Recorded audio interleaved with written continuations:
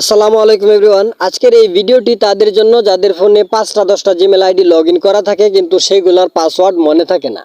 যেমন এই যে দেখতে পাচ্ছেন, এটা হচ্ছে আমার জিমেল আইডি। এই জিমেল আইডির পাসওয়ার্ড মনে না থাকার কারণে আমি এটাকে এখন লগ ইন করতে পারতেছি না। সো এই সমস্যায় কিন্তু আপনিও পড়তে পারেন। আপনার ফোনে হয়তোবা 5টা 10টা 20টা জিমেল আইডি লগ ইন করা আছে, কিন্তু সেগুলোর পাসওয়ার্ড মনে নেই। তাহলে আপনি সেটাকে আবার দ্বিতীয়বার লগ ইন করবেন কীভাবে? সো আজকের এই ভিডিওটি যদি আপনি মনোযোগ সহকারে দেখেন শেষ পর্যন্ত, তাহলে আপনার ফোনে যদি 20টা জিমেল আইডিও লগ ইন করা থাকে তাহলে সেগুলোর পাসওয়ার্ড আপনি 1 মিনিটেই দেখতে পারবেন। আপনার ফোনে এমন একটা সেটিংস দেওয়া আছে যেই সেটিংসের ভিতরে আপনার সবগুলা জিমেল আইডির পাসওয়ার্ড সেভ করা আছে।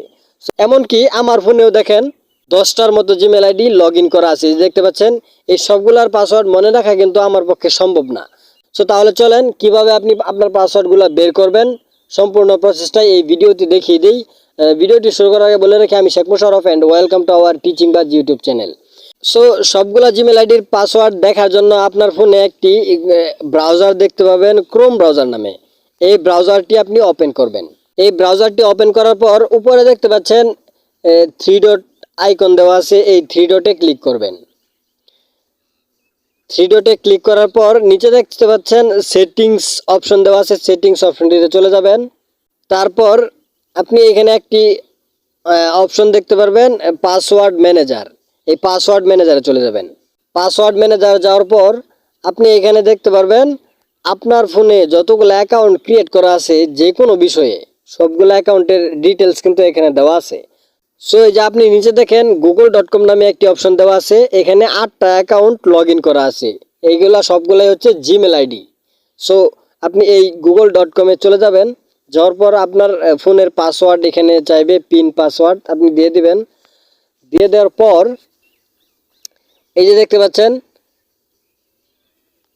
আপনার ফোনে যতগুলো জিমেল আইডি লগ ইন করা আছে সবগুলোর পাসওয়ার্ডই কিন্তু এখানে দেওয়া আছে।